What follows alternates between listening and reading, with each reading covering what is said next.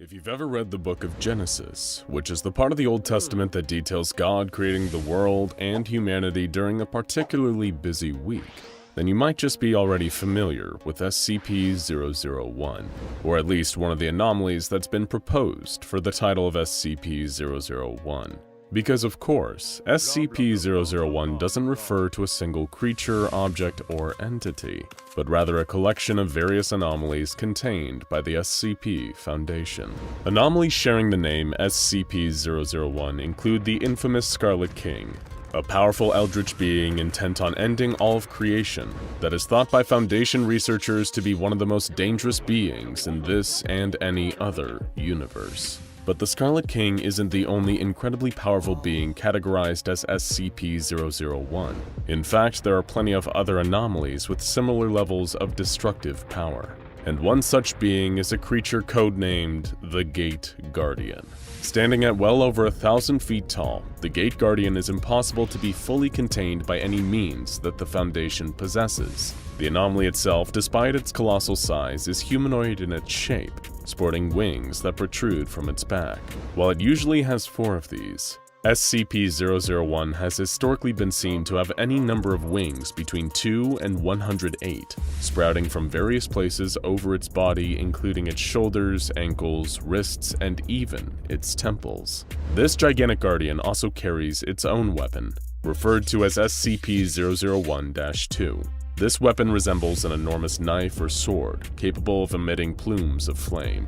According to tests conducted by the Foundation, the temperature of the flames produced by SCP-001 rival that of our very own Sun. For reference, the Sun has a core temperature of over 27 million degrees Fahrenheit and 5,778 Kelvin at its surface, or almost 10,000 degrees Fahrenheit.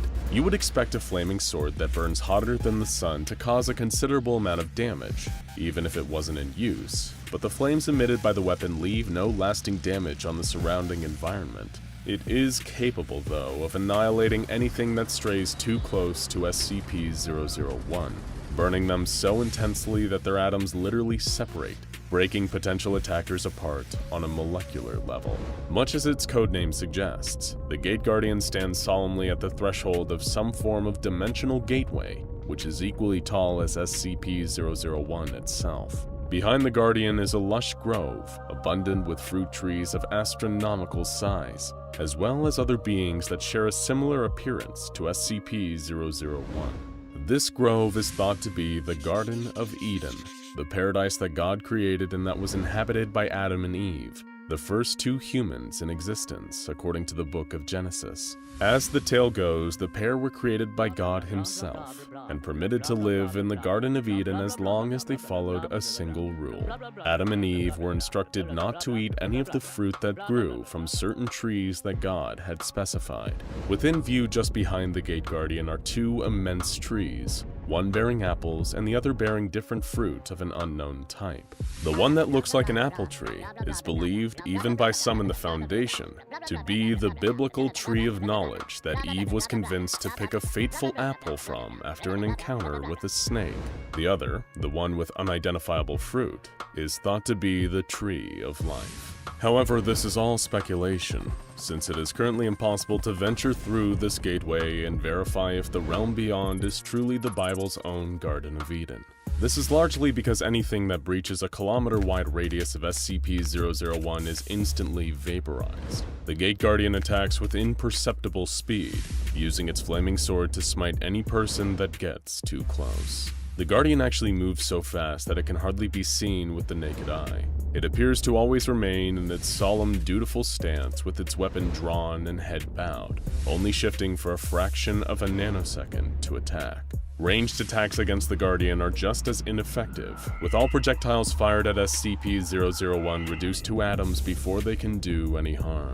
Even if said projectile happens to be a nuclear weapon, the Gate Guardian will be able to subatomically vaporize both the projectile itself as well as the person who sent it, regardless of how far away they are, all while not appearing to lift a finger. During an experiment involving SCP-001 on December 26, 2004, an SCP Foundation nuclear submarine called Nautilus launched a series of multi-warhead intercontinental ballistic missiles at the Gate Guardian. The retaliation from the Guardian resulted not only in the deaths of approximately 35,000 innocent civilians, but the blast is also believed by some to have inadvertently caused the 2004 Boxing Day tsunami. The severity of this incident came dangerously close to revealing the Foundation's existence to the world, resulting in them rapidly deploying any means necessary to erase any trace of the 35,000 victims' families, friends, and other related individuals. In order to avoid questioning, the SCP Foundation administered amnestics on an almost worldwide scale, and the O5 Council banned any further tests on SCP-001 that involved nuclear weapons. In what was hoped by the Foundation to be a test with lower stakes, they sent an expendable D-Class personnel towards SCP-001. The D-Class approached the area where the Gate Guardian is located, and as soon as they saw it, they could hear a very clear command in their mind: leave. The D-Class personnel reacted exactly the same way you or I would. They promptly turned and started to walk away. They didn't need a 1,000-foot-tall entity with a flaming sword to tell them twice. The researchers running the experiment were not swayed by the request and ordered the D-Class to continue moving towards SCP-001. When the D-Class continued to ignore their commands, they were terminated, as is standard policy when dealing with an insubordinate member of D-Class. SCP-001 appeared not to like this for some reason though, and the researcher site as well as the researchers themselves were immediately obliterated by an unknown force, though it's a pretty safe guess that a certain flaming weapon was responsible. This candidate for SCP-001 may be one of, if not the most powerful being that the SCP Foundation has ever encountered. And according to its entry in the SCP-001 file, the Guardian is even responsible for the creation of the Foundation itself. If the file is to be believed, the administrator of the SCP Foundation one day heard a word echoing through his head: prepare. This one-word instruction led him to starting the SCP Foundation, containing countless dangerous anomalies and entities in preparation for an uncertain future. In all that time, since the very beginning of the Foundation, the Gate Guardian has remained standing at its post. While it is not aggressive nor openly hostile towards humanity, the Gate Guardian doesn't seem to care much for us either, at least as individuals. It rarely interacts with human beings when left unprovoked, and venturing too close to the Guardian, however, is not an automatic death sentence. The Guardian first communicates with any living being approaching it via a telepathic message, instructing them to either leave or forget. If whomever has stepped too close to SCP-001 complies with the instructions, they'll be able to freely leave the area, while simultaneously forgetting every detail of the Gate Guardian's existence. Ignore these warnings though, and SCP-001 has no qualms about completely eliminating you from reality. Given its enormous destructive potential, it is no wonder that the Foundation has tried to use the Gate Guardian to eliminate other dangerous SCPs, each with varying results. The Foundation at one time even attempted to use the Gate Guardian to destroy the infamously indestructible SCP-682, better known by the appropriate name of the hard-to-destroy reptile.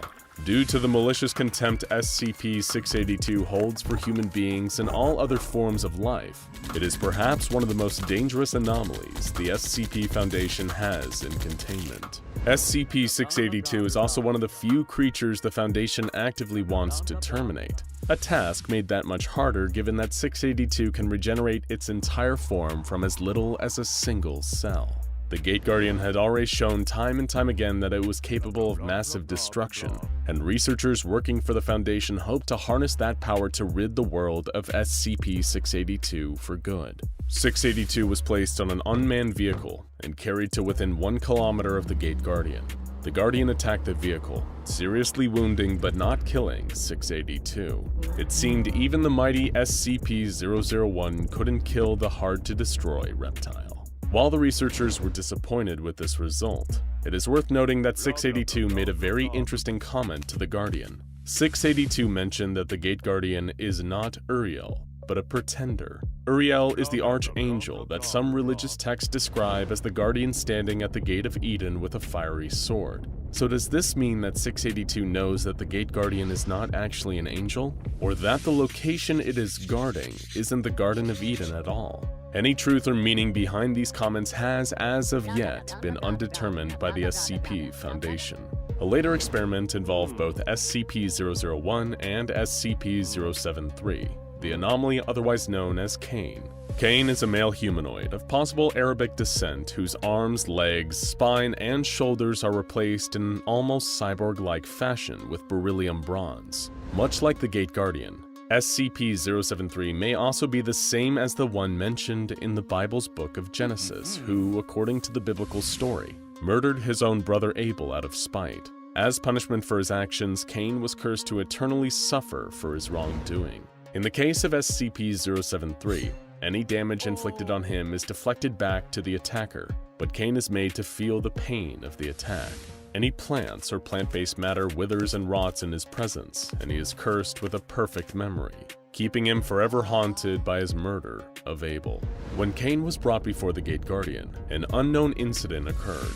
The Foundation's records are heavily expunged, but we do know that somehow Cain's usual ability to deflect incoming damage back at his attacker had no effect on SCP-001. The encounter left SCP-073 unconscious and even permanently blinded nearby research personnel. It was as a direct result of this incident that the O5 Council demanded that no further experiments of any kind were to be conducted on SCP-001, with the administrator even filing an executive order that no SCPs be exposed to the Guardian, and that SCP-001 was to never be used for the attempted termination of other SCPs. Of course, perhaps it wasn't just the mistakes of the past that made the Council decide that SCP-001 was best left alone. At some point, an erratic transmission was received from Site-0 by Foundation personnel, detailing an XK-class end-of-the-world scenario. In the transmission, the sender, believed to be another member of the SCP Foundation, described an event during which the Gate Guardian finally left its post, stepping away from the entrance to the Garden of Eden. SCP-001 has left its location, the sender wrote. The gate is open. They are riding forth. Oh God, it's so beautiful. The transmission then goes on to repeat various phrases including, "The Lord shall reign forever," and "Hear, O Israel, the Lord our God, the Lord is one." What can be inferred from the rambling transmission is that the event being described is the end of the world. Some believe that once God deems it time, his angelic armies will lay waste to the earth in order to remake it as a paradise. When this occurs, SCP-001, the Gate Guardian, will open the gate he stands in front of, allowing the other beings like it to emerge into our world, ready to cleanse it.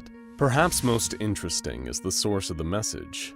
The transmission was received from within the Foundation from Site-0. However, when questioned by personnel, O5-14 told them that no such message had been sent or even existed.